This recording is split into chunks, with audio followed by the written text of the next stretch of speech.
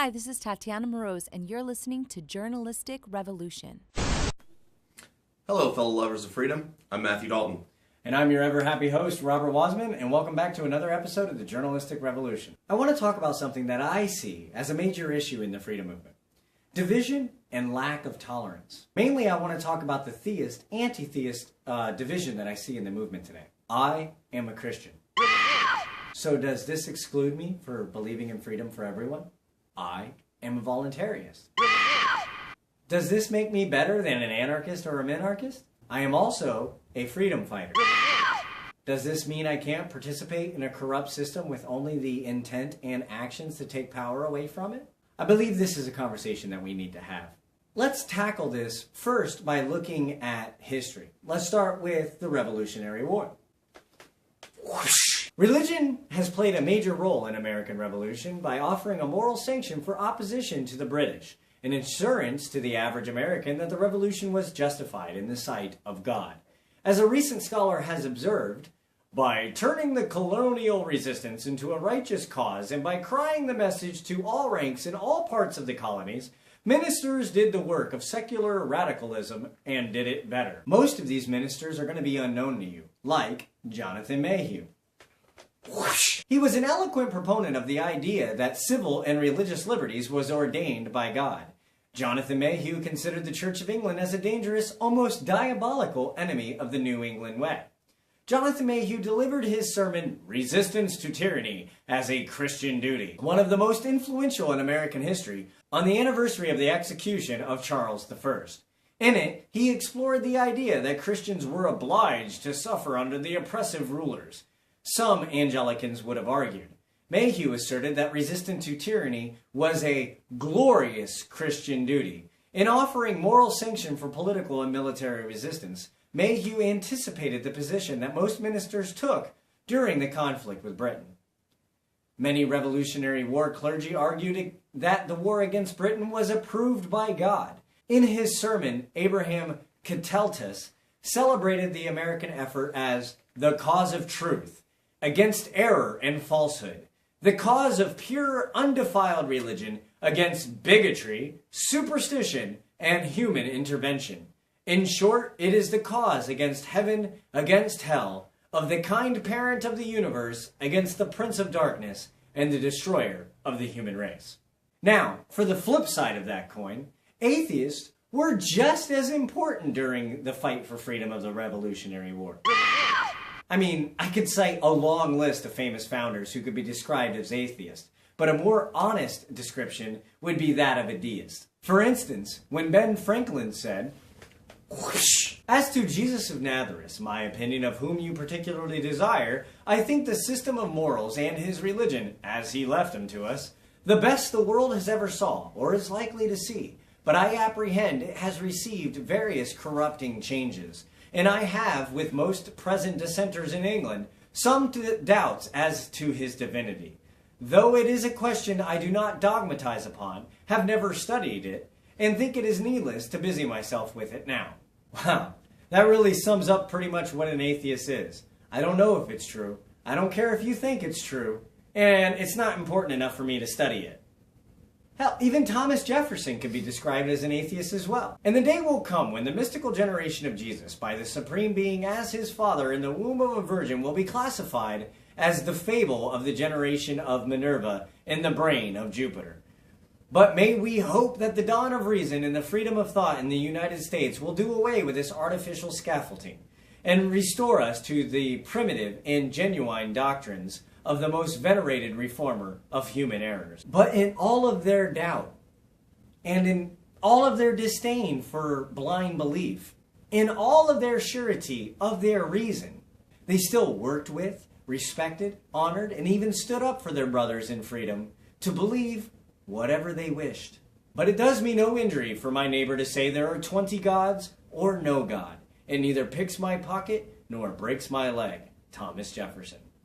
I see no harm, however, in it being believed, if that belief has the good consequence, as it probably has. Ben Franklin. Both non-believers and believers alike are equally important for the movement and message of freedom. Believers like Jim Babka, Ron Paul, Chuck Baldwin, and myself will all stand shoulder to shoulder with atheists, never pushing our religion and never trying to convert you. And we would never look down upon you because you are free not to believe. And speaking for myself, I would die for your right not to believe. Also, I know plenty of atheists who are fighting for freedom and who would never reject my help, time, money, or presence because they understood that we have the same goals. People like Christopher Cantwell, Larkin Rose, Adam Kokesh, and Derek J. are all atheists. And to quote, "I am not a Christian, but I can't think of anything Jesus said that I would disagree with, at least off the top of my head." Larkin Rose. When I asked Derek J. if he would exclude a believer from fighting alongside him, he said, "I don't exclude Davy Barker, a devout Muslim, one of the most productive and principled working for freedom by practicing agorism and producing propaganda." So in conclusion, do you believe that we are all free and that we all have the right to live and believe as we see fit unless it violates the rights of another? Good. Now we can stop arguing about this and fight together for a freer world. Because tolerance is not endorsement. As a matter of fact, here's Trip Pugh from Post Politics with one of his "they got you by the balls" style rants. The past couple days, we've seen a lot of inner turmoil within my movement, and I don't really get it. Even when I had statist tendencies, I still said that there's a handful of issues we should be, wait for it, collectivized on in order to project the greater good.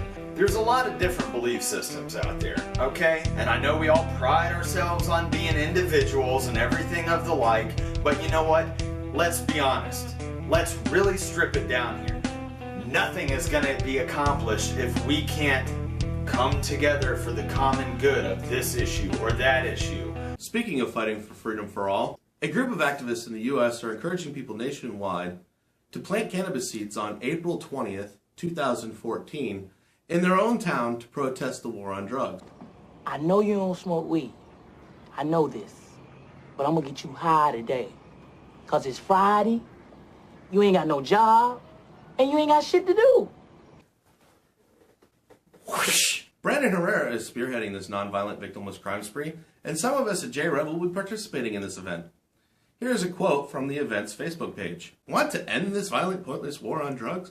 Then go out from Sunday, April 20th until the following weekend and plant your seeds. This is the end of the war on drugs because we're now taking the war to them. Starting this 420, we're planting cannabis seeds all over the U.S. Get inventive and also try to be respectful of private property. Get on over to their Facebook page and check it out. Start saving your seeds. And people say potheads are lazy. And of course, we have another story on the NSA. Dad, the NSA's under my bed again! What's the matter, baby? Dad, I think the NSA is under my bed again. But FISA said I could. The Obama administration moved Friday to ask the secretive U.S. spy court to allow the National Security Agency to continue collecting every American's telephone records every day in the midst of dueling decisions in two civilian courts about whether the surveillance program is constitutional.